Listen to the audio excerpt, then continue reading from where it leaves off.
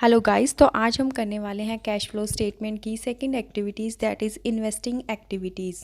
Hope so आपको पिछले lecture समझ में आए होंगे। इन केस कोई प्रॉब्लम है तो आप इसे कमेंट सेक्शन में मेंशन करें। इन्वेस्टिंग एक्टिविटीज़ हम ऑलरेडी पढ़ चुके हैं, जो कि रिलेटेड थी सेल और purchase of fix asset, sale और purchase of long term investments, recovery of loan and advances या फिर लोन एंड एडवांसेस अगर हमने ग्रांट किए हैं। इसके अलावा अगर हमने इन्वेस्टमेंट लॉन्ग टर्म की होंगी तो हो सकता है हमें इंटरेस्ट रिसीव हो रहा हो, या शेयर परचेज किए होंगे तो डिविडेंड रिसीव हो रहा हो, तो वो भी क्या है, इन्वेस्टिंग एक्टिविटीज़ का पार्ट। इसके अलावा मोस्टली और केसेस कौन से हो सकते हैं, लाइक रेंट रिसीव हो सकता है। अगर आपके पास मान लीजिए बिल्डिंग है, आपने किराए पर दे रखी है, तो वो ऑपरेटिंग एक्टिविटीज़ तो है नहीं, हमने इन्वेस्टमेंट की हुई है बिल्डिंग में, उससे हमें रेंट आ रहा है, ठीक है, तो वो हो जाएगी इन्वेस्टिंग एक्टिविटीज़ का ही पार्ट अगर रेंट रिसीव होता है। तो ये आपको प्रॉफिट एंड लॉस अकाउंट के क्रेडिट साइड में मिल जाएंगी आइटम्स। अब देखिए हम इसका अगर फॉर्मेट में कैसे लिखेंगे, तो हमने लिखना कैसे है, सेल ऑफ फिक्स एसेट से कितना अमाउंट आया, sale of long term investment से कितना कैश फ्लो हुआ, recovery of loan and advances in cash कितनी हुई, interest receive, then dividend receive, then rent receive. अब ये तो थी जो आइटम्स हमने ऐड करनी है। अब आउटफ्लो भी हो सकता है। आउटफ्लो किससे होगा, purchase of fix asset, fix asset के साथ इंटेंजिबल एसेट भी हो सकती हैं, तो वो हमने क्या कर देनी है, माइनस। इसी तरह से purchase of long term investments हैं, वो भी क्या हो जाएगा, माइनस।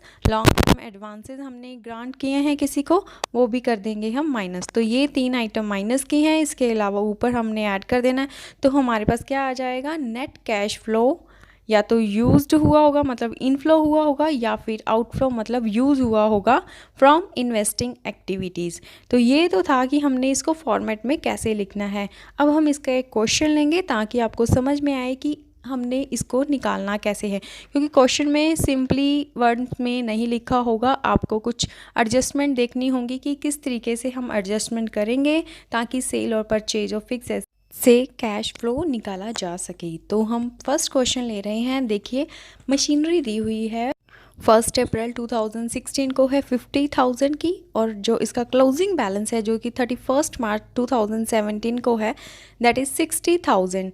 अब देखिए एक्यूमुलेटेड डेप्रिसिएशन का ओपनिंग बैलेंस है 25,000 और क्लोजिंग बन जाता है 15,000। अब नोट में देखिए क्या लिखा हुआ है, during the year a machine costing ₹25,000 with accumulated depreciation of 50,000 was sold for ₹13,000। तो इन्होंने क्या किया है, मशीन को बेच दिया है। कितने की थी वो मशीन, 25,000 की कॉस्ट थी, और उसका डेप्रिसिएशन जो आज तक एक्यूमुलेट हो चुका था वो था 15,000, और कैश कितना रिसीव हुआ है, 13,000। तो हमने यहाँ इसको स्टार्ट कैसे करना है, हमने पहले वर्किंग नोट बनाने हैं, ठीक है, ताकि हमें पता हो कि कैश फ्लो कितना है एग्जैक्ट। यहाँ पर हमने कौन सा अकाउंट बनाएंगे, क्योंकि दोनों अलग अलग दिए हुए हैं, मशीनरी और डेप्रिसिएशन दोनों अलग दिए हैं, तो हमने मशीनरी अकाउंट अलग से बनाना है और एक्यूमुलेटेड डेप्रिसिएशन अकाउंट अलग से मेंटेन करेंगे हम। तो फर्स्ट मशीनरी अकाउंट के बैलेंसेस हम लिख लेंगे। तो हमने लिख लेना है मशीनरी अकाउंट के डेबिट साइड में 50,000 जो कि ओपनिंग था, और क्लोजिंग में लिख लेना है कितना, 60,000। अब इसी तरह से एक्यूमुलेटेड डेप्रिसिएशन का क्रेडिट जो ओपनिंग था 25,000 और जो लास्ट में क्लोजिंग होगा वो 15,000 उनके अकाउंट्स में हमने नोट में अभी हमने पढ़ा कि एक मशीनरी जिसकी कॉस्ट 25,000 थी, सेल कर दिया गया उसे 13,000 का, और डेप्रिसिएशन उस पर है 15,000 का एक्यूमुलेटेड है जो कि। तो अगर हम इसकी जर्नल एंट्री करें तो क्या होगी, कैश अकाउंट डेबिट 13,000, डेप्रिसिएशन था उसका 15,000 टू मशीनरी 25,000।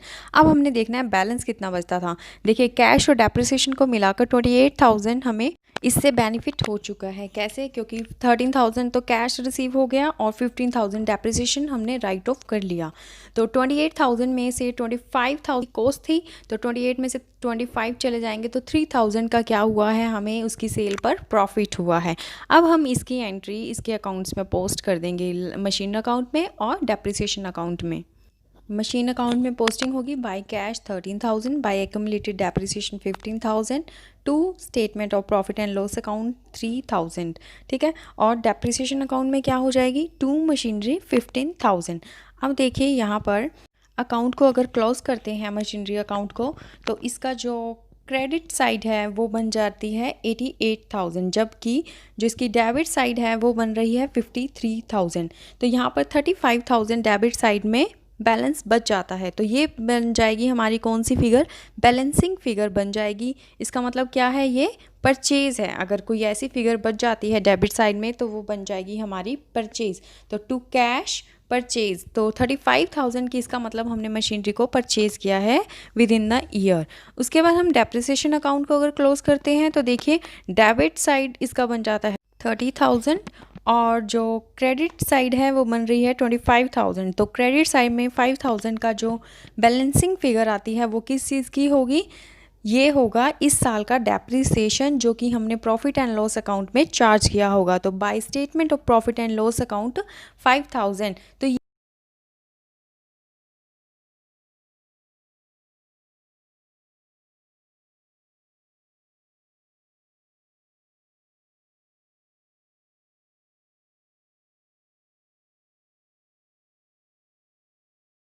तो अब हम निकालते हैं cash flow from investing activities.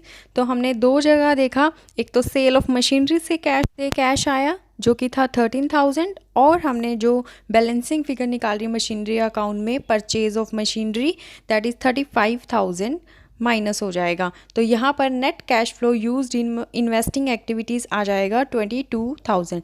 तो ये थे हमारा एक क्वेश्चन। इससे अगला क्वेश्चन भी हम इन्वेस्टिंग एक्टिविटीज़ का ही लेंगे, कुछ इस तरह की एडजस्टमेंट से ही, ताकि आपको जो आगे आने वाले फुल क्वेश्चंस हैं, फुल फ्लेज क्वेश्चंस, उसमें कोई भी दिक्कत ना हो। तो नेक्स्ट क्वेश्चन पढ़ते हैं। देखिए इक्विपमेंट और फर्नीचर के बैलेंसेस दिए हुए हैं, ओपनिंग और क्लोजिंग दोनों। 1/4/2016 को इक्विपमेंट है 2 लाख का और फर्नीचर है 3 लाख का, तो टोटल हो जाता है 5 लाख। और जो 31 मार्च 2017 को क्लोजिंग बैलेंस इक्विपमेंट का है 2,30,000 और फर्नीचर का है 2,70,000। यहाँ पर ये भी टोटल हो जाता है 5 लाख। उसके बाद इंटेंजिबल एसेट्स दी हुई हैं जो कि ओपनिंग थी 1 लाख और जो लास्ट में बन जाती हैं 95,000। नोट में क्या लिखा है, during the year equipment costing 80,000 was purchase, loss on sale of equipment amounting to ₹5,000, depreciation of 15,000 और 30,000 charge on equipment and furniture respectively. देखिए कैलकुलेट क्या करना है, cash flow from investing activities. तो स्टार्ट करते हैं हम किससे, इक्विपमेंट अकाउंट बनाते हैं। तो सबसे पहले इक्विपमेंट के बैलेंसेस लिख दीजिए। टू बैलेंस BD 2 लाख और बाय बैलेंस CD 2,30,000। हमें क्या बताया गया था कि इक्विपमेंट पर डेप्रिसिएशन लगा है 15,000, तो एंट्री क्या हुई होगी, depreciation account debit to equipment account. तो अगर हम इसको पोस्ट करेंगे तो बाय डेप्रिसिएशन 15,000।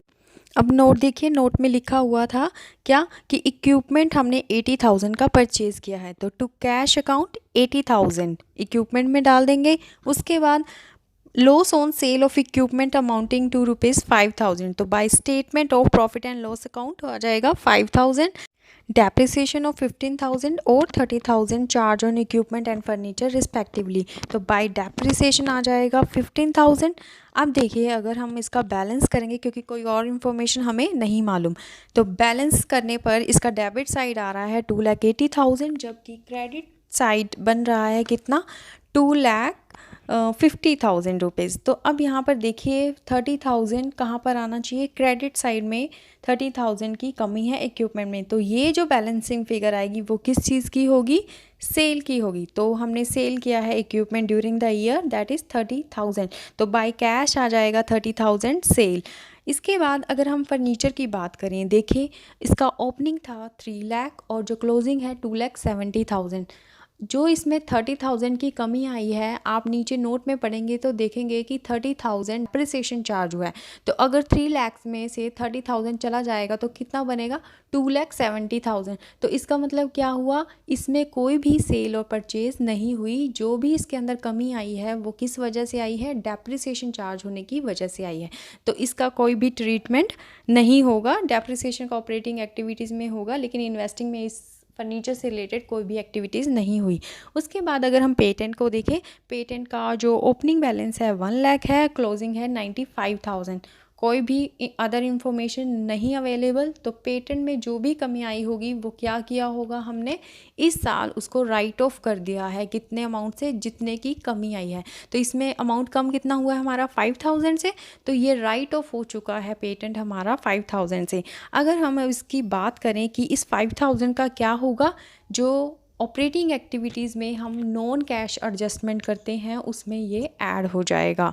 इसी तरह से जो डेप्रिसिएशंस के बैलेंसेस हैं वो भी कहाँ पर ऐड हो जाएंगे, ऑपरेटिंग एक्टिविटीज़ में नॉन कैश आइटम की तरह उसको ट्रीट किया जाएगा और उसको ऐड कर दिया जाएगा। तो इस क्वेश्चन में cash flow from investing activities कौन कौन से हुए, एक तो proceed from sale of equipment जो हमने बैलेंसिंग फिगर निकाली 30,000 की, और जो क्वेश्चन में ऑलरेडी दिया हुआ था क्या, परचेज ऑफ इक्विपमेंट थे दैट इज़ 80,000। तो अगर माइनस कर दिया जाए तो 50,000 यूज्ड हुआ है हमारा कैश किस एक्टिविटीज़ में, इन्वेस्टिंग एक्टिविटीज़ में।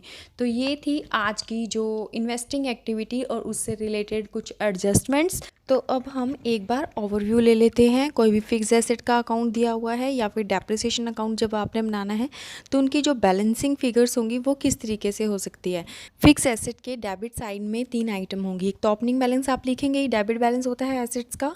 उसके बाद अगर आपने परचेज़ की है तो इंक्रीज़ हो जाएगी, उसका भी डेबिट होना चाहिए, तो वो भी आपको डेबिट में मिलेगी। अगर आपने उससे प्रॉफिट कमाया है सेल से तो वो भी क्या होगा, डेबिट साइड में आपको आइटम मिलेगी। इसी तरह से क्रेडिट साइड में आपको क्या मिलेगी, अब देखिए क्रेडिट कब होगी मशीनरी या इक्विपमेंट्स, जब उसकी सेल होगी, क्योंकि वो उससे क्या होगा, मशीनरी का बैलेंस कम हो जाएगा तो वहाँ पर आपको सेल मिल जाएगी, लॉस मिल जाएगा।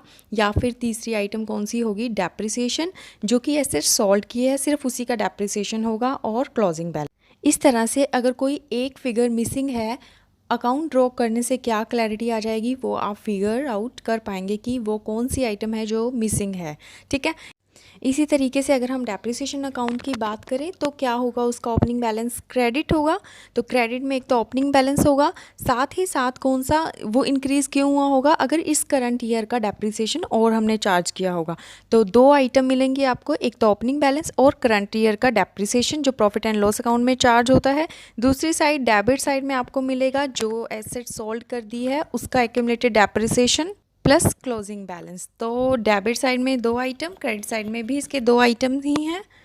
इस तरीके से अकाउंट प्रिपेयर करके कोई भी बैलेंसिंग फिगर जो कि मिसिंग है हमारे पास वो हम फाइंड आउट कर सकते हैं।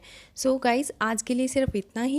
तो अगले लेक्चर में हम अपनी नेक्स्ट एक्टिविटी फाइनेंशियल एक्टिविटीज़ देखेंगे। तब तक के लिए आप अपना पिछला रिवाइज कीजिए। Keep subscribe and share. Thank you so much for watching.